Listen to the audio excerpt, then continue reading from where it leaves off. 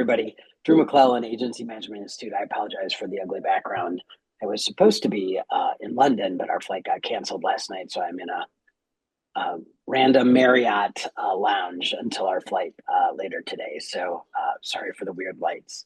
But anyway, super excited to be here today. Super glad to have Casey Brown with us. Many of you are familiar with Casey. She keynoted for us a couple years ago at the summit.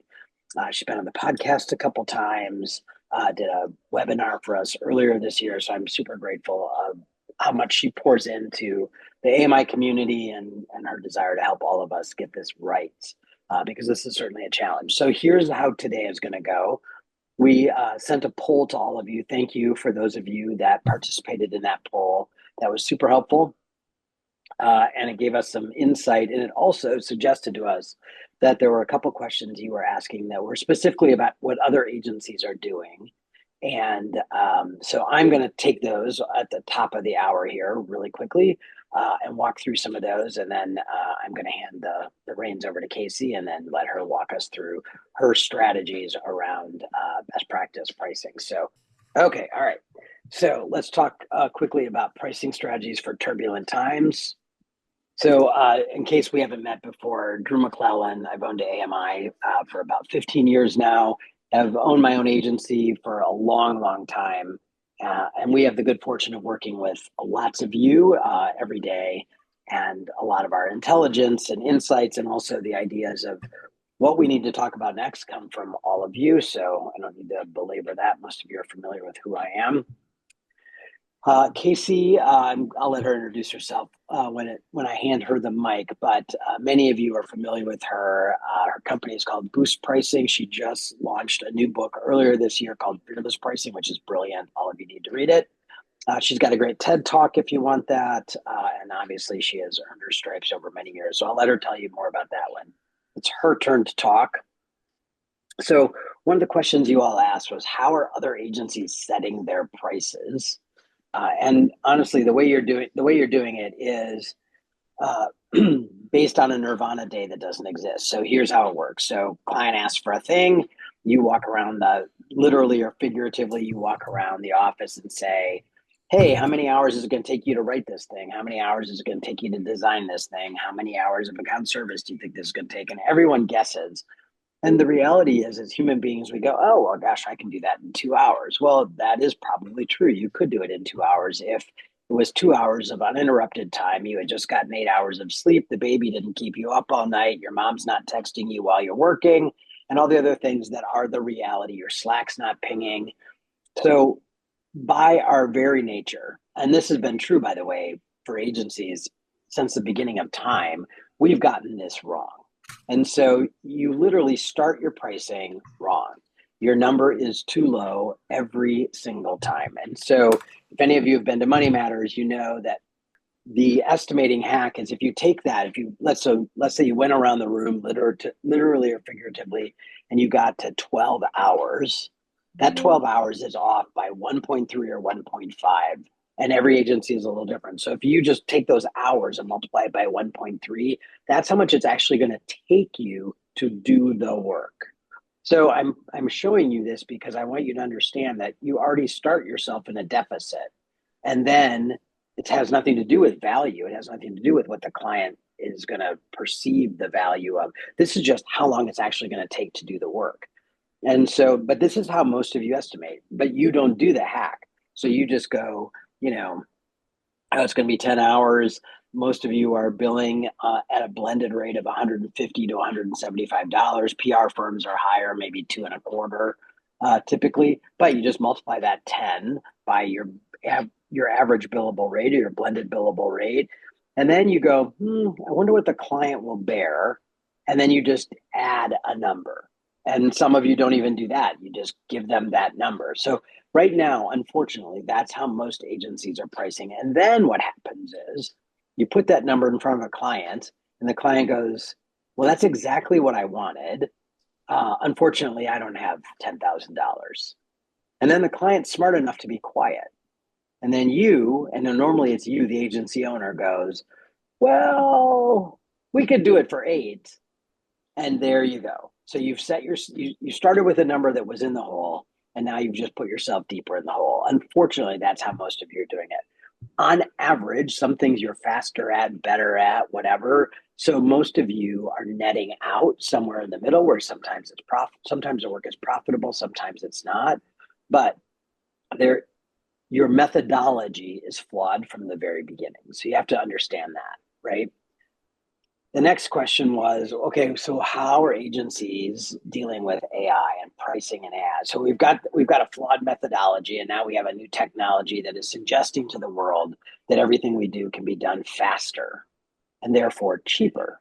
Although really it's interesting. So, many of you know we did the agency edge research in 2025. We unveiled it at the summit this last May.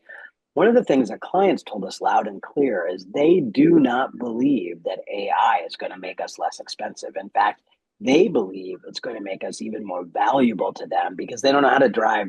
They don't know how to drive the car. They know the car is powerful and they want what the car does, but they don't know how to drive it. So they are more than willing to pay us to take the lead on that and for us to be sort of the guide or the Sherpa through the AI world. And if you didn't get the executive summary of that research, ping me after the webinar and I'll send it to you. But actually, it actually opens up opportunities for us to sell even more. They want you to be their guide with AI. But here's what AI does allow us to do. It allows us to go deeper with data, numbers, research, and connecting the dots. Clients understand that. They don't know how to do it, but they understand that it's going to make us stronger and better in terms of being able to guide them with more clarity, with more data backup, and that we can crunch those numbers in ways that we couldn't do it before manually. They understand that part of what AI does is it allows us to do the same with more variables or options. So in other words, today, whether it's creative or something else, you can show clients more choices because AI allows you to replicate and create modifications faster. They know that. They do know, and this is I think where some of you in your questions were asking. They do know that there is some creative magic that will save clients time and money. So, for example, we have an agency that does a lot of work with consumer goods, and they wanted to shoot photography of some waterproof watches underwater, right? To show it in its environment. In the old days, they would have had to set up a photo shoot and, actually bring a photographer in. They were able to actually create with AI, they were able to create backgrounds that put the watch underwater. They took a static photo of the watch. They were able to combine it with that background. So clients do know that there are going to be some things that we can do differently that save them money so they can put that money someplace else. And I think that's the key. So they can put that money someplace else, but they don't know how to do it. So again, the value we bring is in understanding how to do it and the value that we bring to it. AI is not, for those of you that have never sold strategy, that have never sold your smarts, that have always sold the stuff that you make, AI is a threat, absolutely, because AI can make stuff. Is it as good as the stuff you'd make? No. Do clients know the difference? Not always. But for those of you that are selling smarts, and this is where AI, I think, opens up a huge opportunity for us. So I love this analogy. AI is like a high powered telescope. It does let us see further, faster, and in more ways than the naked eye. But without the skilled astronomer to point it in the right direction, interpret what the images mean, it may aim at empty space or mistake a speck of dust for a new planet. This is your value proposition with AI, is that you understand it.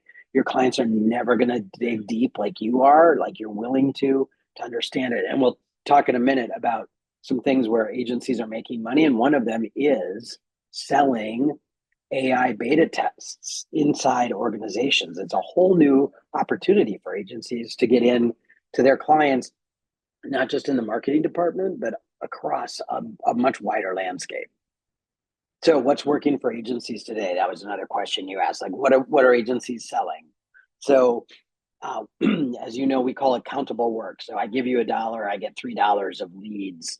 Things like PPC and SEO, where you can do an attribution model that shows them exactly what they're getting.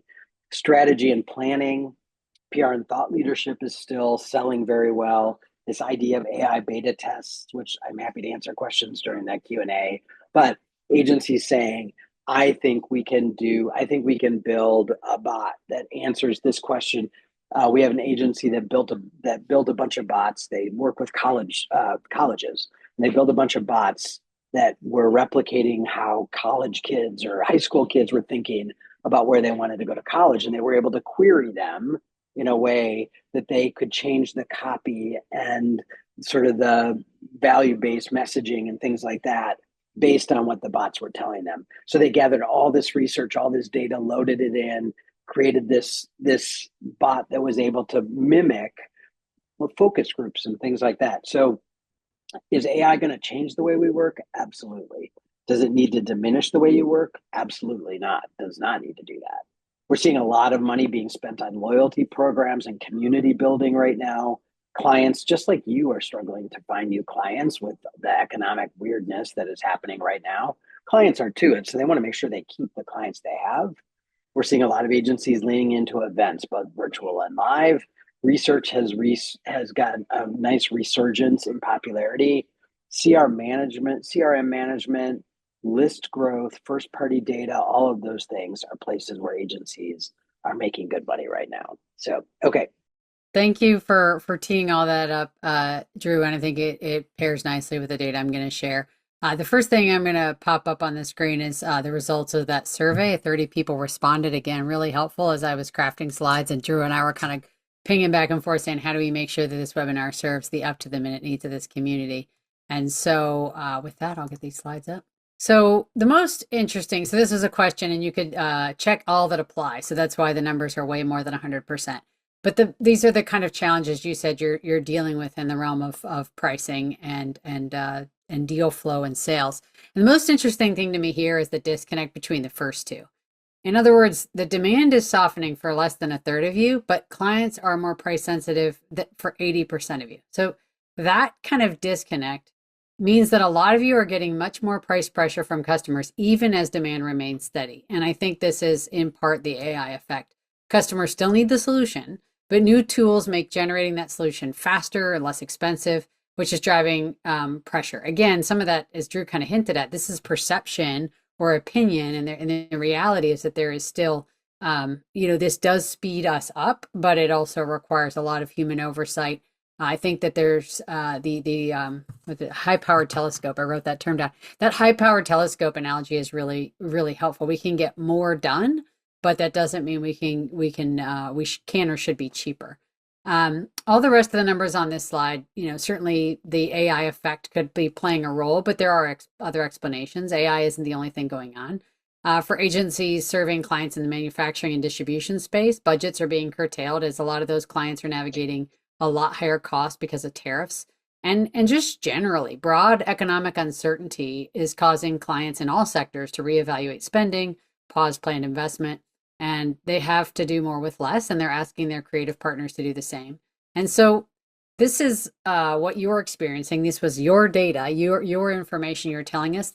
But this is what's important to note is that this can really cause a confidence death spiral. And I think one of the things I took away from Drew's opening is there's still a lot of reason for optimism. This is a moment to grab the baton and run, not a moment to panic. Next slide is, even is around like, how often do you think you might be leaving money on the table with pricing? And even as you're facing so many challenges from the prior slide, over 90%, it's almost 95% of you still think you're leaving money on the table at least sometimes, if not a lot. So there's pressure, there's probably some fear, but there's also some awareness that we are leaving some of the value on the table and letting some of that money sit in our customer's bank account. Some of that could be from Drew's very first library talked about the planning for perfection, the nirvana day, and the reality that we get interrupted. So our capacity planning has a piece to play in this, but also I think our confidence in the face of customer pressure. And then this is, how's AI impacting your business today? And I was really fascinated to see that only a third of respondents are seeing a definitive pressure, negative impact on their business from AI. which is the sum of the red and orange, which is losing work to AI powered alternatives and clients using it to push on you. Over half of you aren't sure yet. Fair enough. I think this chart's going to look a lot different 6 months from now and a year from now if we were to re-ask that. So how are agencies responding to this pressure? I think there's two paths that emerge, and it's tempting to sort of hunker down and wait, especially as nearly 60% of you responded that you don't know what AI impact is going to have on your business yet. And that uncertainty makes it tempting to just try to sort of keep our head down, work hard, grab at projects as they come along, try to control costs and hope for the best. But if anything we have learned in history, the hunker down method when things are challenging is not the best way to thrive into next week, next month, next year, next decade. The best companies a year from now will be the fastest at adapting and willing to take a risk. Like the quickest to pivot are going to be the biggest winners a year from now. And so many businesses I talk to right now, not just in the creative space, but across other industries as well, are facing what Andy Grove, who wrote Only the Paranoid Survive, he called this a strategic inflection point. And whether, kind of going back to what it was like during COVID or these big tariffs or AI or any other macroeconomic disruptor or external force working on us, anything that might be going on that causes price pressure, in recessions and in times of great economic turmoil, there are always winners and losers. The organizations that can adapt the fastest to deliver value to their customers are in the winners column. I was hearing, Drew tried out some examples of really jumping on the AI bandwagon, not shying away from it. I think that's an example of, moving quickly and adapting. The question to ask yourself is how you can always create value. In the midst of bad news in the market, how can you create demand? And yes, price is a lever to pull. If you find yourself under a tremendous amount of price pressure or your sales pipelines are evaporating, but I see companies too quickly pull that discount lever. They're seduced into believing it's the best or maybe the only way to address a volume issue. And I see this as being, this really seductive first choice. We have a team to keep busy and we get kind of panicky. And we think, oh my gosh, we're losing opportunities. Let's throw some lower pricing at it. Let's see if we can get our team busy. But I would always, always, always encourage you to have price and discounts be the tool of last resort when you're experiencing a lot of pressure. If you have excess capacity in the organization, don't ask yourself how low do we need to raise how much lower do we need to drop the price. Ask yourself, how can we change how we deliver value such that we're still the choice even at a premium? And this takes some creativity. Maybe you lock yourself and your leaders in a room for a couple of hours with a mandate that we're going to figure out how to fill the pipeline without discounts. And look, you will run out of ideas and be climbing the walls after the first 30 minutes, but you got to push through the boredom and the certainty you feel that there just aren't any more ideas, and the creativity that will come out of your team to drive volume with existing customers, win new customers. It will shock you. And grabbing at that discount lever too quickly, it tends to blind us to the creativity that is possible to solve this problem in other ways. So this is an opportunity. Yes, it's stressful. Yes, it can be kind of tough. Yes, some of your data told us that some of you are feeling some real pain. One respondent even said that they've lost every single opportunity in the past 3 months to price pressure. So I don't want to argue with the reality you're feeling, but I think the key to this again is not to hunker down. It's to buckle up. It's to pivot. It's to get bold in your choices, and that's how you're going to be a thriving agency a year from now, and 5 years from now, and 10 years from now. Hey, Casey, hang on just a sec. So those of you that are podcast listeners or get the newsletter, that last week, so not today, Monday, but last Monday, my solo cast came out and it was all about strategic planning. And there were some really great exercises that I think push you beyond the old SWOT analysis to do exactly what Casey's talking about, which is imagine the future in the future state where you are adding so much value and you are reinventing yourself in ways and you're moving up the food chain in terms of being more of that strategic partner that they do want to pay a couple $100 an hour to, like McKinsey or somebody else, because you have answers they need as opposed to you can make stuff.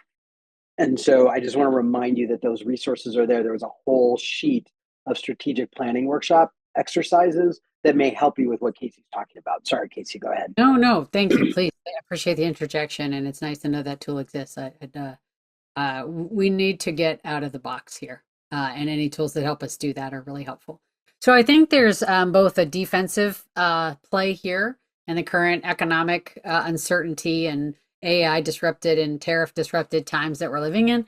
And I think there's an offensive play. So I think the defensive play is really protect the core and take another hard look at our segmentation and really parse and pull apart what we offer and how we offer it in ways that we understand where the value still resides, because it's being eroded in some pieces, but there's other places where it's even more important.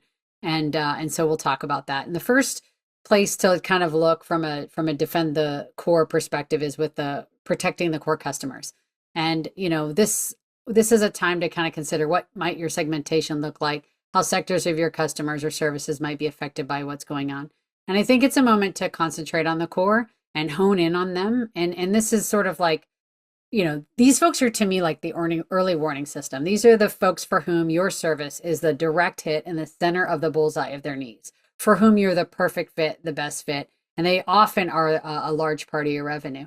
And I would be talking to those folks. I would be asking them, I would be not just operating as usual because they're happy. I think Drew posted on LinkedIn a few days back. I saw that he said some agency owners are getting surprised by canceled contracts and canceled customer arrangements, and they were not giving enough. I think it was customer love time, you called it, Drew. It's really Yep. like, are we close enough? Are we spending enough time? Are we proactive?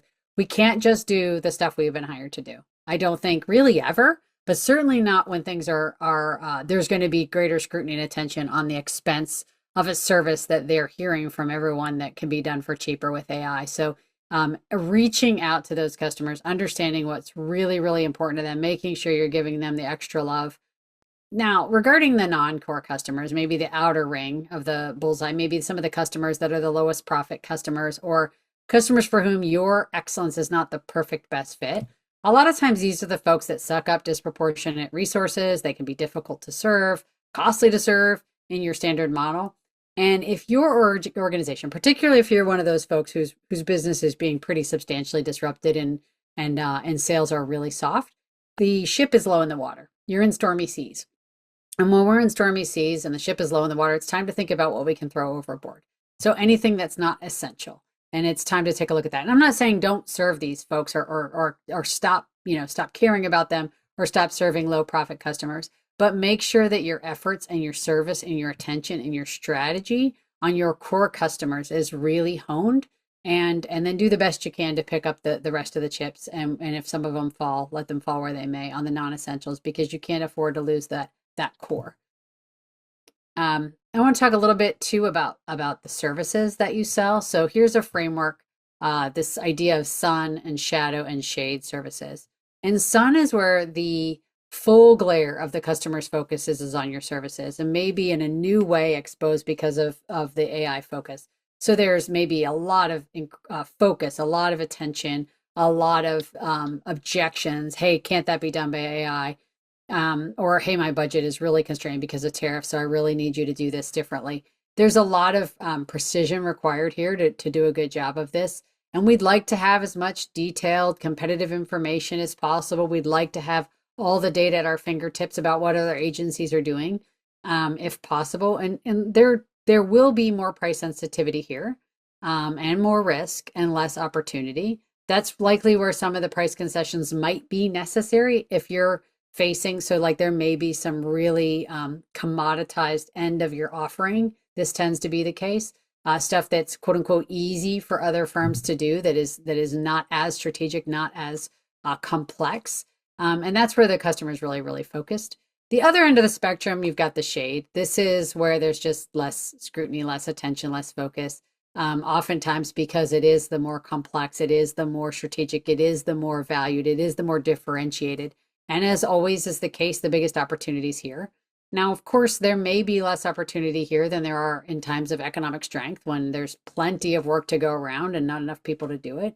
But if there's price pressure because of recession or economic turmoil or AI, it's true across the spectrum, but this bucket still has the most opportunity. This is the place where we can afford to increase price a little bit, or certainly concede the least. So if you're trying to figure out how to focus strategic efforts and limit resources on the sun services, given the need to be highly strategic there, we can afford to move a little faster here.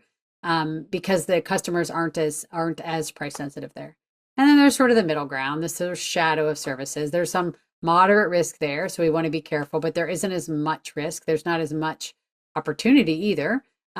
So this is my request not to think of one size fits all pricing. So if you say, well, we're going to raise all our prices by 5%, like that is generally recipe for underpricing and losing volume for your most price sensitive customers. If you have one rate card across the business, that's often an opportunity to lose volume where the customer is very sensitive and lose margin where the customer is less sensitive. So how do we get the more granular that we can get? Because the riches are in the niches. The more granular we are, the more money we make. The less granular we are, the less money we make, because all of our decision making tends to settle around the most price sensitive customers and the most price sensitive services that we sell. So I want to reframe this sort of broad sun, shadow, shade concept through the lens of AI and what's happening in AI for many of your businesses. The sun, and I don't know. I am not an expert in your industry. It's going to be obvious when you see some stuff on this chart that's in the wrong place. But I hope to just sort of plant the seeds that you guys could do essentially an AI vulnerability audit in your own business and say, what are the types of services that we provide that are the most vulnerable to being replaced, outsourced, or sped up by AI? And it might be, the more basic stuff, the more straightforward stuff that customers and I know that even in this bucket, really smart human oversight is still essential for exceptional results. So don't let them push you off your moorings with what you know there. But the reality is that the work can be sped up, more iterations can happen. Drew kind of told that story about the underwater photograph. There are ways to make ground up, and we've got to understand where that AI makes us the most vulnerable. The strategy here where it's perceived or actually much more commoditized is to be aligned with the reality of how that's being valued today. And sometimes that could be meaning pricing a little bit more aggressively. Another way to do it is to really just bundle it in with the shadow and the shade services. In that yellow, in that AKC, hang on a Yep. second. So Mm-hmm. so everything you have under the red is absolutely correct. Mm-hmm. But every one of those, to your point, for example, we all know that AI created content looks and sounds like AI created content. So you might use it to create Thought a starter. list of topics or thought starters, but you need a human, and I can do that for each one of these. The data entry, yep, you can do the reporting, but understanding what that data means and what it suggests for next steps.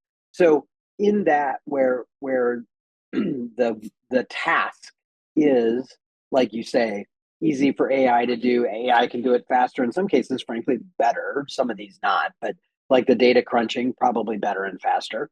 How do we talk about that in a way, or how do you recommend we talk about that in a way where we're saying to the client, absolutely, this part of that work, Mm-hmm. the crunching of the numbers, we are using AI tools for that. However, here's the human part, the oversight part. And so when we Right. price it, when you talk about the pricing, how do you separate the manual labor part from Yeah. the smart part? Yeah, great question. I've got a couple slides on this in a little bit, but let me just Great. give a short answer right now, and then I'll dive into that a little bit more. One is to Perfect. make sure that the customers understand, and anybody who's played around with AI for at all recognizes the truth of this, which is that AI is a very, very valuable tool. However, if you don't have the right work, like I have a friend, Tracy Beck, who's runs a company called 60 Minute CFO, and she calls it the HA method, HAH. So it's human, AI, human. If it doesn't have a human prompting the AI in exactly the right way, you're going to get garbage out. And even if you have a human prompting it exactly the right way at the beginning and you get solid content out, it has to be validated, it has to be vetted, and it has to have, especially in the realm of the folks out on this call that make their living in creativity and innovation. AI is not capable of anything truly novel. It's literally not programmed for it. It regurgitates what's already out there, and it's great at drawing insights. It's great at a lot of things, but this space in particular, I think that HA model, even on the more commoditized end, so to speak, or where AI can play a role, I think we've got to help the client understand that if you've got, it's a very much a garbage in, garbage out if you do not have an expert human curating that process. The other thing I think you can lean into is how that can help you generate more value for them. So in other Hmm. words, yes, AI can generate content. That's why we use it to amplify our process and deliver 10x more value in the same time frame. The question's whether you want random AI output or strategically directed AI that actually serves your business goals. So it's about like helping them, like, I think it's a mistake at this point to deny that AI has a role to play. It's a question of how do we make it clear that AI on its own is not going to help them. It's going to be AI slop. We've all read it, we all see it, we see it all over the internet, and they're not going to be able to accomplish their business goals with that kind of content. So then the yellow, again, you may look at this stuff and say that's in the wrong column. Fair enough. You know your industry, you know your business better than I do, but these might be some things where there's a little more complexity to the work. There's a little bit more strategy to the work, but maybe not all the way over towards that shade list. In that case, we want to be able to, and this is kind of that HA pairing, HAH, that we want to emphasize that we've got the human oversight to maintain the strategy and maintain the creative integrity that we're after and the creative vision, but that we're able to kind of pick up some speed here. And maybe it's, instead of 2 iterations, it's 6. I mean, we can accomplish more with the same resources. And then on the green, this is the most differentiated, the most specialized, the most strategic, the most human. A lot of times, like, in PR, for example, like, relationships are so important in that industry, right? It's the media contacts, it's the influencers. It's not just what a machine can churn out, it's the human connection. So how do we emphasize and monetize and remind the clients of that value, even as we become maybe an AI powered organization, or we incorporate AI into our processes, that we are able to help the client understand completely the difference that we can bring because of our expertise in the industry, our years of experience, our creative lens, our mastery over our craft. And the pricing strategy there, that's where we have the biggest opportunity for premium pricing and maximum margin. And again, another green spot based on our research, loud and clear, is clients want you to actually help them wrap their arms around AI and how it can help them in their organization far beyond their marketing. So it's a whole new, and they want you to spec it out. They want you to train them. They want you to coach them on it. They want you to help them. So it's new revenue opportunities for all of you. 100%. And I will give you a personal story here to that tune, Drew. So I do a lot, make a lot of, I don't know if it's a lot. I make videos. I put them on YouTube and LinkedIn and share my pricing expertise with the world. We have a video partner we've worked with for years, and we have been operating at a certain speed, and we spend a certain amount of money doing that. I have just as much appetite to spend that money with that firm going forward, but I think if we can bring AI into it, we can get, I don't know if it's 2x or 10x the video output. I'm not sure, but I was playing around with this tool yesterday. Alex knows this. I was slacking with her about it, playing with this tool, and it generates all these video clips, and they're perfectly captioned and they look great. But there still needs to be a human, because there's still a bunch of clips it picked that are wrong. It didn't caption everything right. But I don't want to do that. So if I can give that partner that I already work with all the same money I've always given her, and she can use a tool for the parts that's the least strategic and least important, just the tech side that can be done by machine learning, then she can make just as much money, maybe more, hopefully improve her margins while we get more output. And I think this is how AI can be a win-win. You can make more money and your clients can get a lot more output. Okay, the next is this idea of a where the value comes from in the work that you do, and the role that AI is playing in this. So relationship value, this is the human connection. This is the trust and the partnership that comes from working with real people who understand your business and care about your success. And I kind of already mentioned this sort of successful PR is about relationships, and not just PR, but I'm using that as my example here. And so this is something AI is incapable of replicating. This is monetizable. This is valuable. This is where we can really lean in. The second is strategic thinking. This is, of course, the ability to understand complex business problems, connect the dots across industries, develop custom solutions that your specific fit that client's specific situation and goals. AI can mimic this, and it even can do a passable job of it if prompted well. but it struggles with it kind of unaided. So this is somewhere where, AI plus human make a huge 1-2 punch. And then the third, which is the most disruptible, is the technical execution. This is the hands-on creation of some deliverables, following established processes and templates that, that produce the actual work. And so, the key insight is that, layer that bottom layer, use AI to make this more efficient. Use it as your thought starter, your partner, your editor, your, poke holes in this approach. Use it as your, but then really where you can charge a premium. Whoops, sorry. Is this layers 2 and 3? This, that's where we can really price for unique value. And this value stack allows you to increase margins while decreasing costs. So, for example, like that, the example I just gave for my business, like before AI, I can create X social posts for $2,000. And with AI, I can create 3X social posts plus some performance optimization for $3,000. So the revenue could go up for the agency. I, as the client, get even more value. There's ways to like play this such that it is a win-win. And so the client gets more value at a savings, and selective strategic use of AI lowers your costs and allows you to produce more and to price to increase profits. Casey, leave this slide up for just a second. I just want to remind all of you that even pre-COVID, we were talking about this exact same thing, only it wasn't AI. It was freelancers and Upwork and all of that. So we've always been threatened when it comes down to making the stuff, that technical expertise. AI is just the latest of the threats. So this is, in some ways, this is not a new challenge for you. And all of you have been hungry to be seen as more of a strategic thinking partner to help clients build better relationships with their customers and their prospects so you can sit at that C-suite table. So this is no different than what we've been talking about for the last 5 years. There's just a new player in the mix. That's all. 100%. To put an exclamation point behind that point, Drew, my starting point for putting the slides together for this webinar was dusting off some slides that I'd put together in COVID for companies that were experiencing a lot of disruption.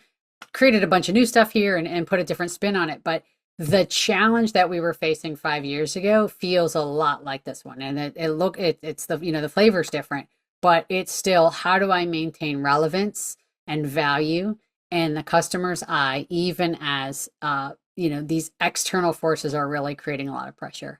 So I think that's a really important reminder. I think we can use that reminder to mine some confidence. We got through that. We can get through this. Again, this isn't like, oh my gosh, the sky's falling, AI is, destroying my industry. No, there will be agencies who are better, who are more profitable, who are more valuable, who produce the better work than they were able to before this happened. And the key is to be in that list. Be in that list. Grab a hold of it. Grab a hold, because this is opportunity. It is challenge, and challenge is opportunity. And all the millionaires and billionaires in the world are made during the tough times, not during the easy times. Okay, a few other defensive structural ideas for the emergency pricing playbook if you're feeling like that sky is falling in on you. I would say if you do get more price pressure now, how can you present options instead of dropping price? One of the other questions that I didn't show the results for from the poll was, what do you do when you get price pressure? And about a quarter of you are saying I'm presenting other options or I'm changing scope. When I'm getting price pressure. I'd like to see that number grow. As you get more price pressure, how can you present, sort of, gold, silver, bronze kind of thing? Like, how can you use packages to offer some lower priced options while still presenting the higher touch, high value options that many of your customers still want and need? If you are that person who said, I've lost every deal in the last 3 months because of pricing, and you feel totally backed against the wall and all this, confidence that Drew and I are trying to inspire just doesn't hit. I would say that if you feel truly backed against the wall, some hourly pricing might be something to look at. I don't love selling time. I think that fixed fee is generally a much better way to go. But for customers who are maybe terrified that they're overpaying you because you're using AI to gain efficiency, that if you have an hourly model with them, that might be a way to help them understand that you're sharing that efficiency with them. I don't love it. So it's a last resort defensive strategy. And then the other one is to explore new revenue streams. Drew hit on this a little bit, like AI tool training, implementation consulting, AI strategy as a standalone service, performance optimization using AI insights. Now, admittedly, this last one is on the offensive, but it fit on the slide, so I used it. But what else is possible? What new things exist in the world that you could be leading your clients? You're already their trusted advisor. They are already they're already in your category of fans. So how do you lead those people they're worried, they're disrupted, they don't want to throw their money away? You can have a really big role to play in furthering their trust and generating a lot more value by being a thought leader, and not just waiting for AI to come and take your business. So that's the first of the offensive positionings, is the new revenue streams. The other is really about messaging and positioning. I think this is an opportunity to position for strength and how you can use AI to your advantage. 50% of getting pricing right is the number itself, and 50% is how you make people feel about it. I confess that's an entirely made up statistic, but I'm a consultant, so I'm allowed to make up numbers. But It's ballpark right. yeah, it feels right. It feels right. What I would say is that it's the context we create that gives number meaning. In other words, if I said to you, is $500 a lot of money? Well, it's a lot of money for a pack of gum. It's bargain of a lifetime for a brand new car. So a naked number means nothing. It's only the context that we create around it. And so the question I would ask you as you're facing this kind of AI world is, how can you turn AI into an advantage for you and for your clients, and message and position accordingly? So this is, means like rewriting service descriptions using the AI plus human framework, the HA framework, the human AI human. Use value-based language in all your proposals. You're already doing this. I mean, you are messaging experts. Sometimes, though, I think our own story is the hardest one to tell. So sometimes it's really easy to help other people with their messaging, harder to figure out our own positioning. But it's worth thinking about how we shift messaging for how our services can meet the pressing short-term needs of our clients. I mentioned we've been talking a lot about AI, but I mentioned at the outset of this isn't all just about AI. There's a lot of client companies, particularly in the manufacturing and industrial and distribution sector, that are being really hit hard by tariffs. And that's really doing a number on their margins. And sometimes when margins get thin, marketing spend can be one of the first discretionary cuts. And so how do you create urgency around the spend such that they see that not only is this not discretionary, that it's absolutely essential for them to win more business, to keep the customers they have, to replace lost customers that they've churned over this period of economic uncertainty. So they're looking to conserve cash. You can understand that, you can operate in that, but how do you distinguish and sharpen the need that your services are more important than ever, and emphasizing all the ways that your work is essential to the customers, holding on to their customers and revenue, finding ways to replace lost revenue and add new. So you want to prepare for objections. What are the things you are going to hear?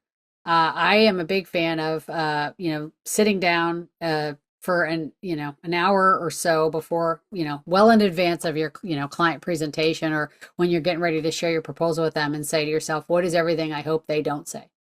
What is every question I'm terrified they're going to ask me? What is like the worst thing they could possibly say? And then prepare responses for that. I think it's really important to know what we're going to say. And we can clarify the unique value that it can only be brought by humans. And these are some of the kind of ones I was sort of citing before. How do you help them understand that the creativity and the innovation and novel thought that is unique to this industry is impossible by a machine that only knows to mimic, by recycling, the stuff it already found out there. Highlighting the critical role of relationship building and collaboration as a competitive advantage. Share how AI amplifies your output, making you faster.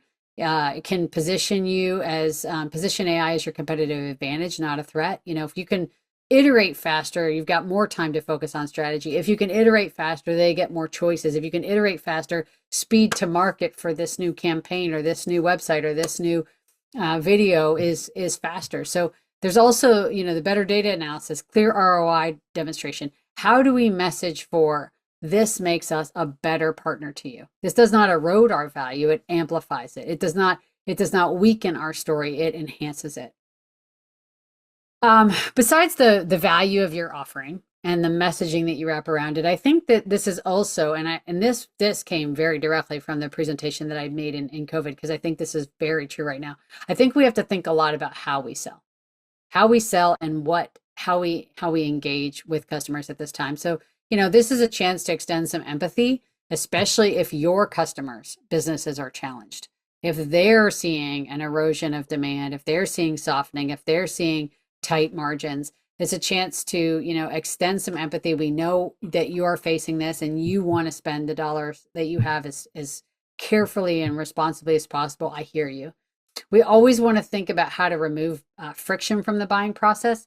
So, how do we make ourselves the easiest to buy from, the easiest to justify the buy, the easiest to implement? How can you save them 2 hours? Extremely valuable. How can you save them time, effort, hassle, headache? There is a way to be the preferred agency by not just the quality of the work that we do, but how easy is it for them to do it? How seamless? How good is the communication? This is kind of back to that thing about Drew said about customers being blindsided by unhappy clients canceling. We should not be blindsided if our clients are unhappy. We've got to be super duper focused on that customer experience. So many things that go into value that extend beyond the price tag.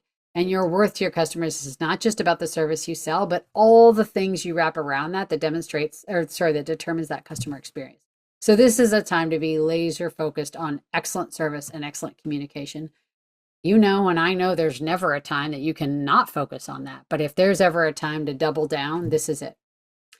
Something I want you to keep in mind, not just during this webinar, but as you go about your day and your week and your month, is that, and this is true, by the way, now during this AI thing, it's true 5 years ago during COVID, it's true during recession, it's true during times of great economic plenty. There's no such thing as a perfect approach. There's no such thing as perfect pricing. There's no silver bullet. There's no way out.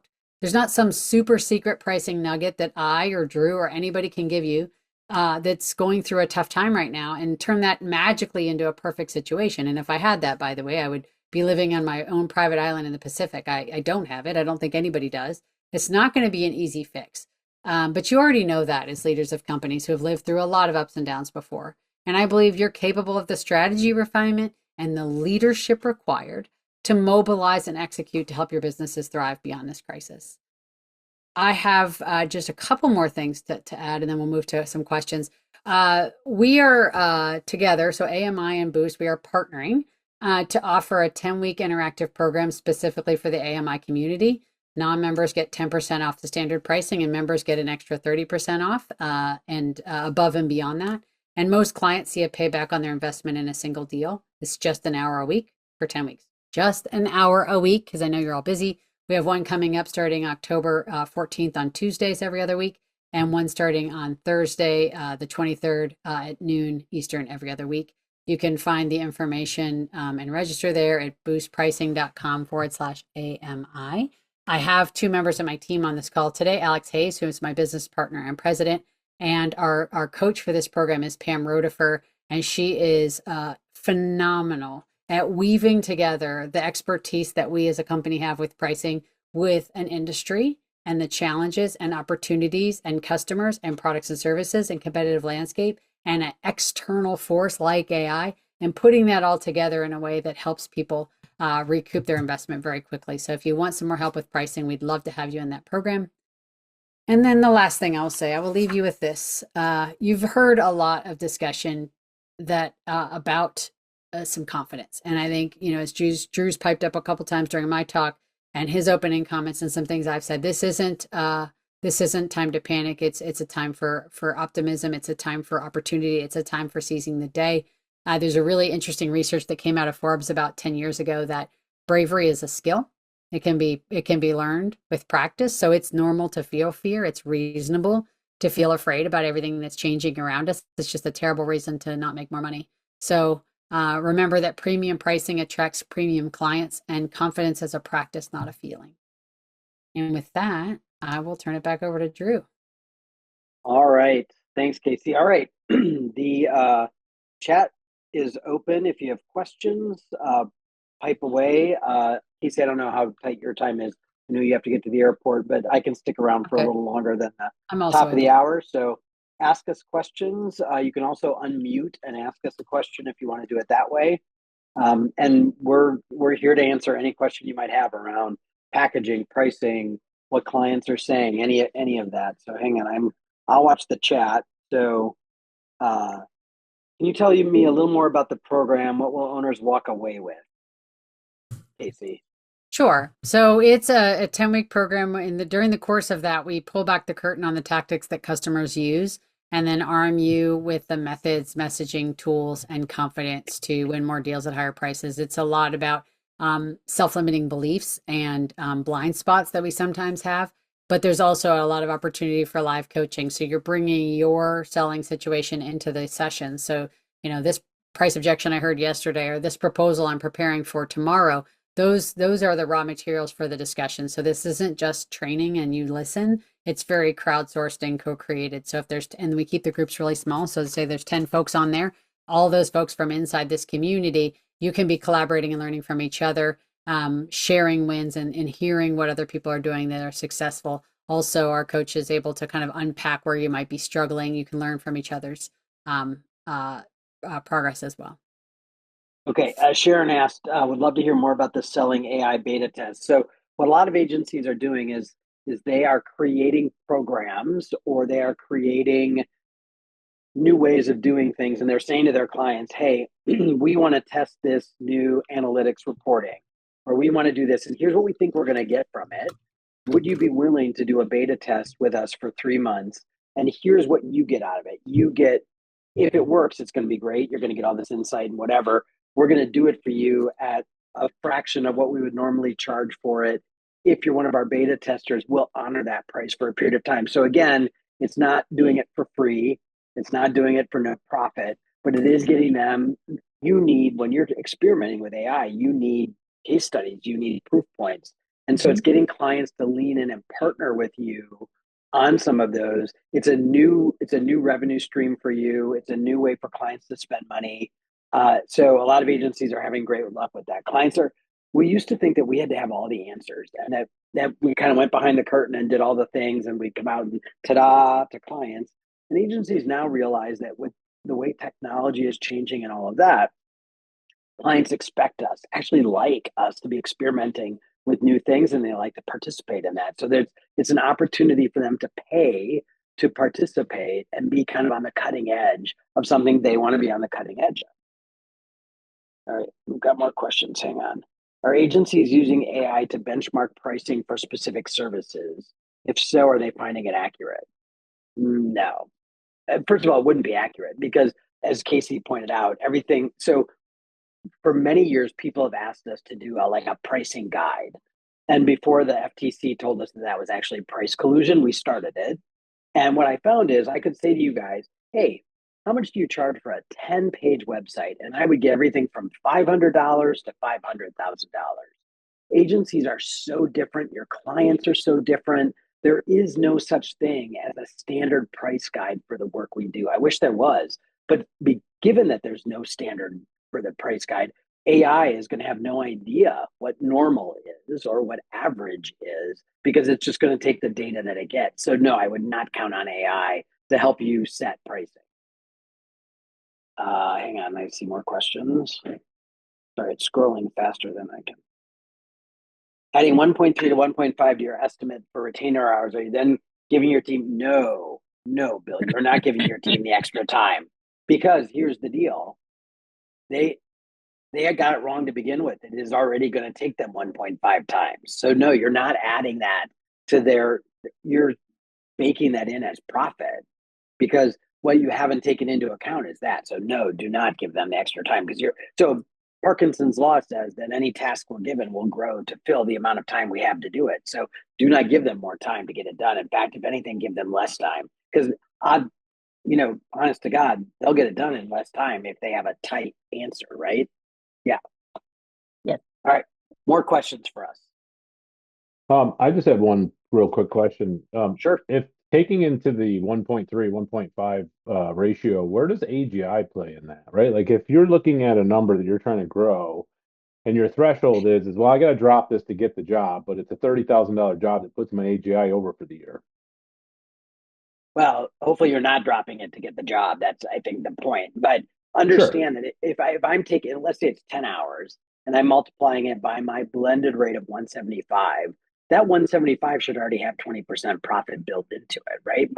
My overhead burden and expense burden should be no more than $140 because I've built in that profit. So now I'm saying I get this wrong every time. I have too few hours. So I'm going to buy myself, I'm going to hedge.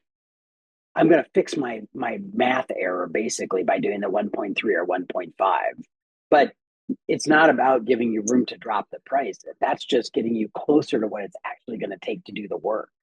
It's Can just I making your math less bad, basically. Yes, Casey, please. I just want to add on because I think the very first thing you said, Drew, is the most important part of that, which is why are we dropping price to win the work? Now, what I Right. would say to that is it is it is we all believe it because we all saw the demand curve once upon a time in an econ textbook that if we raise the price we'll lose volume and if we lower the price we'll win volume. But every person on this call has experience knowing that you have won more business when you've been the most expensive some of the time. There was a cheaper option out there and you still got chosen. So this thing we all know is wrong, which is the best way to win more work is to drop pricing. And I would argue that it is exactly opposite, especially in knowledge work, which is so rooted in deep expertise. And sometimes the best way to win more work is to raise your prices. So I would say, like, if you have to, absolutely have to price concede to win work, and as long as that's still profitable for you, fine, do it. But I challenge the premise that it's even necessary in the first place, which is the first thing Drew said, and I agree wholeheartedly. I The other agree. thing So I then think, the idea of AGI is irrelevant then, really. no, no. Well, AGI is where's the the money. breaking point? AGI is the, I don't, I'm not understanding what you're saying. AGI is the money that, so you have gross billings minus your cost of goods. AGI is the money you have to spend on people, overhead, and profit. Why in the world would that be irrelevant? Well, if our goal at the end of the year, for me specifically, I look out to generate as much AGI for the company as possible. And if we've got a job on Hang on. Define AGI because I think maybe we're not using the same term. the annual gross income. So you're talking about profit. Yeah. Yeah, no. AGI is adjusted gross income. It's gross billings minus cost of goods is AGI. 20% of that AGI is EBITDA. So it's profit before taxes. So, okay. So your goal is to create as much profit as possible. Now I'm tracking your question. Keep going. So if there's a job on the table that says, well, we'll pay you 30 grand, that pushes our AGI over what our projected goals were for the year. We're all happy. We make a ton of money for the year. The agency does good, but we had to come down $5,000 to get the job. Like, where's that threshold?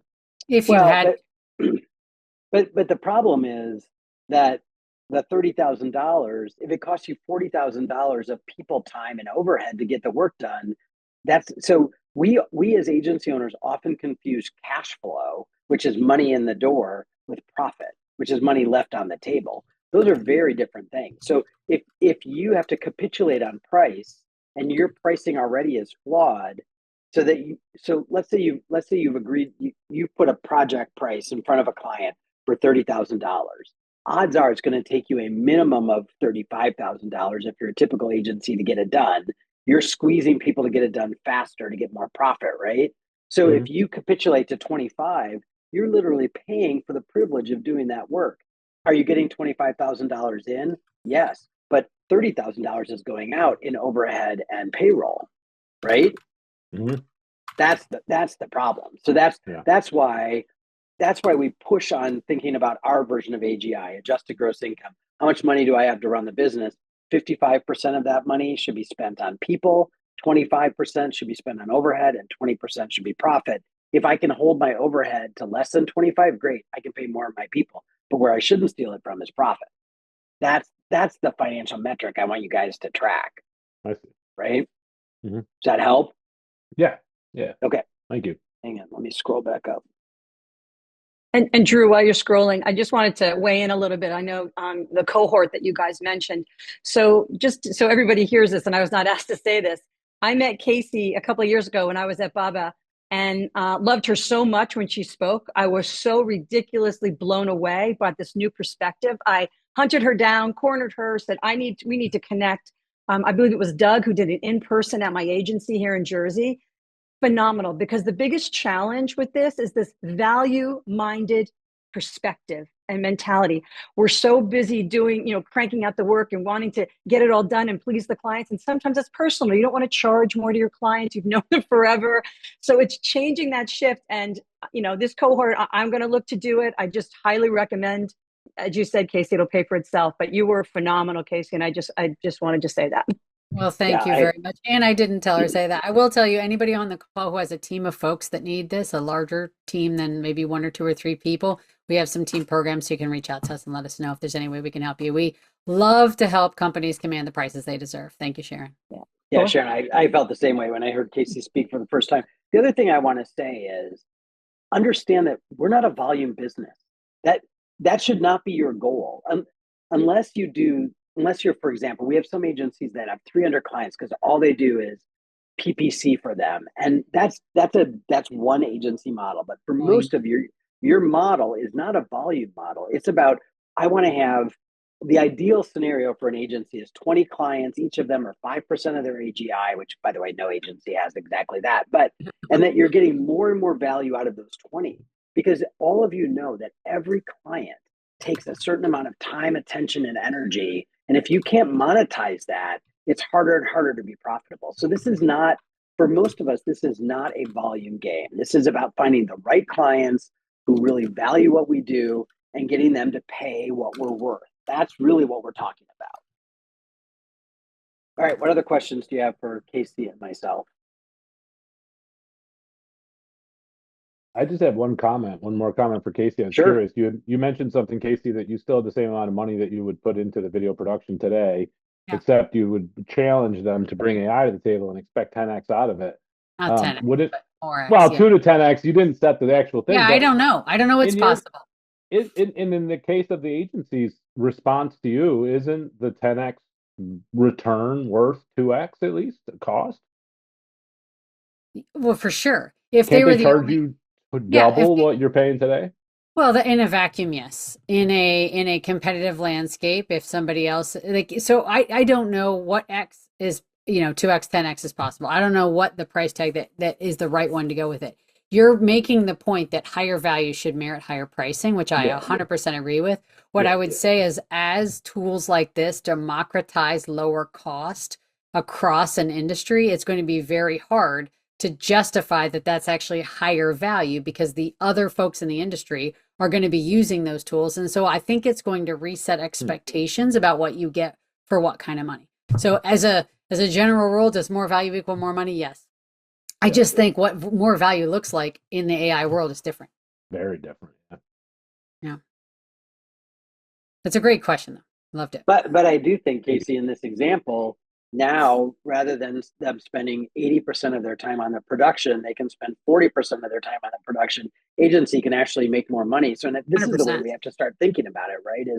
Is what is the value we bring, and how do we scrape more profit and margin out of that, and still honor the client's expectation of more when more doesn't cost us anything more. So I've been in the business 100%. Long enough. I can remember when we didn't create mock-ups or spec work on computers. We had to send it out for type and all of that kind of crap, and the clients had to pay for that. Well, you know what? We didn't, in the beginning, a lot of agencies charged them for PDFs. I can remember agencies making great money charging clients for PDFs and type when it was coming off their computer. But pretty soon clients were like, I don't think so. So we had to come up with a new way to make money. And this is exactly the same thing. We're going to have to find new ways to make money. That's it. Yeah. What other questions do you guys have for us? All right. So let me just tell you, and you can still ask a question afterwards. In the next couple days, we will email you a link that'll have the decks that Casey and I shared, this video, a link to the course, the transcript of this video. So you'll have all the things. Just give us a day or so to get it all produced and done and get it out there for you. Okay. All right. What questions? Any more questions for us? I have one more if no one else can ask. Sure. Bring it, Josh. All right. So, Casey, you mentioned you had your red, which was the sun, and your green, which was the shade, I believe. Mm-hmm. And I saw on the red that there were content and blogs and social media posts and et cetera, video editing, light video editing, stuff like that. And I totally agree that's where it should be. Problem is that in your green was brand integrity or branding. Now, how do you make sure that the crap that the client wants to put out cheaply in the red column is following brand protocol? With respect, that is you guys' expertise, not mine. So, in other words, like you have to help them see that this does not tell their story. There's less a pricing concern and more of a like help, like, and by the way, you know this and I know this. Not all clients value their own brand the same way. Some are okay True. sending out okay content. Not Right. everybody Yeah. is, but some are. And this is again back to sort of segmentation. And the more we pull these folks apart and say, like, what do you actually value and what's really critical to you? And if a sterling brand representation is critical to you, this is not going to work. But if you are okay with like this is 80% good and 80% representative and we can move fast, that's going to be great for some of your clients. And I think we got to understand what they really value. Josh, I think part of that is our job of helping clients understand the value of brand and brand integrity, number one. And number two, it's sort of like helping them decide, there are some nights when ordering something, pizza from Domino's is a fine dinner plan. Thanksgiving, that is not a fine dinner plan. So helping them sort of look at the landscape of meals and go, okay, well, for this kind of a meal, I'm okay with letting ChatGPT write most of the content. We go in, we do a little light editing, and out it goes. But for our annual report, heck no. That's got to be crafted language because it's going in front of the board or whatever. So I also think part of what we bring to the clients is helping them know when AI is an appropriate substitute for human intelligence and effort, and when AI is going to embarrass them or make them look like everybody else, and the danger of that. I think all agencies at the core, part of our job is to be educators, helping clients understand really the nuance of marketing and brand and all of that. Because let's face it, most of our clients don't really get that to the depth and level that we do. So I think it's an opportunity again for you to level up and be more of that strategic partner and selling them something and helping them actually say, you know what, you're right. For this blog post, it's probably fine, right? But for here, I don't think we want to do that. So I think it's about nuance and context. Yeah. Yeah, I don't mind if there's a typo in a caption in a video of 100 that I publish. I don't like it, but it's not catastrophic to me. But if there's something like that in our core marketing material on our website, I blow a gasket. So yeah, Yeah. we don't. Well, what if somebody produced a reel for you for social media that went viral that Had a typo didn't in. follow your brand at all? Oh, I wouldn't put anything out that doesn't follow my brand at You all. wouldn't because you're smart enough. Well, yeah, but I'm educated. I have a brand partner that does a great job. But Josh, that's our job, is to make sure our clients are smart enough. Or honestly, they're probably in general going to be a crappy client, because if we have to help a client understand the basics like that after we've already educated them, talked to them, and they're still like, I don't really care, I can save $500 and I'll put that out there, then that's a battle we are never going to win. And Let I think them go. I think one of the most powerful things in the world is to say to a client, I'm sorry, I just don't think we're the right fit for you. I don't think our vision and values align. And I'm happy to introduce you to a freelancer who can, you would say this nicer than I'm about to, who can crap that stuff out for you in a hurry. But you know what? That's not what we do. We protect our clients' brand integrity because it's so important. And let me tell you one more time why I think it's so important. And then if they don't buy that, then you know what? They're going to be a horrible client in general.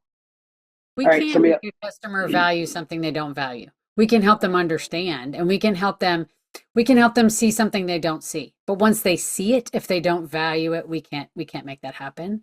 And we're wasting a lot of calories in organizations trying to convince them of that. And we could put those calories to customers that are a better fit for us and make boatloads of money. Another question, Casey. What's the best way to communicate pricing to account service members in my agency who are concerned with providing the most value to their clients based on the existing budget? I have a thought about this too. Fear of some clients being too profitable or value billing too much within my organization. Not every client, but some. So in other words, the employees are more dedicated to the client than they are the agent. Yeah. Well, this is very, very common. And I would say it's even more common in creative spaces because nobody gets into creative work because they're like, you know what, this is the best way I can think of to make the most money possible as fast as possible. They get into the creative space because they have that's on their heart to do it. They love the work, they love the creative, they love the craft, and then the selling part is the sort of necessary evil part of it. And I have a whole series, and I will send them to you, Drew, blogs and videos that I wrote for this industry specifically for people that feel guilty if they're asking for too much money from the client. And I would just say that, like, that mindset, I understand where it comes from. It comes from a humility and a dedication to the craft and a deep, deep connection to customer service. But it's actually robbing your organizations of the resources that you need to grow, to innovate, to add new lines of business, to pay yourselves and your people better. Like, our ability to be the best partner to that customer tomorrow requires us to ask for enough money today. Yeah. So I will also say, apologetic about it. For sure. So we'll include whatever Casey sends me, we'll include that on the links with the downloads. But I will also tell you that it's because your employees do not connect their compensation, their salary, their bonuses, and things like that to profitability of the business and to hitting your AGI goals. So we have a bonus program that will completely change the way they think about it. I'll include a link to a very long document that describes how to work that, and happy to talk to you about it offline as well. So I'll include that in the downloads. Other questions for us? While we wait for another question to pour in, I'll just say Pam's sitting here on this call and I see her writing so many notes. So she's ready to really tailor a cohort program very specifically to this group and their challenges and the questions you're asking. So thanks, Pam, for being on. It's not generic. All right. Last shot at asking us questions. Otherwise, we're going to let Casey go so she can get on her plane. All right. Thank you guys very much. If you think of a question later on, feel free to shoot me an email and I'll pass it on to Casey. And we'll get you more information about this cohort, but hopefully this has been helpful. If nothing else, hopefully it's reminded you that the work that you do matters and has value, and you should not give it away for free. I know it's harder right now. I have no doubt about it. We're struggling. When your clients struggle, you guys struggle, we feel the pain of that. I totally get it. I feel it every day. I'm right there with you. But the reality is what we do matters. And we have to keep remembering that and holding ourselves accountable to getting paid what we're worth. Because otherwise we can't pay our people, we can't pay our mortgage, and we might as well dig ditches. So hold tight to your pricing, take the cohort. I think you're gonna love the content, and we will get you this replay very soon. Casey and crew, from Boost Pricing, thanks so much for being with us today. Always grateful for your partnership and all the good smarts that you share with us. Thank you. Delighted. Thank you. Thanks, everyone. All right, guys. Have a good rest of your day. Bye.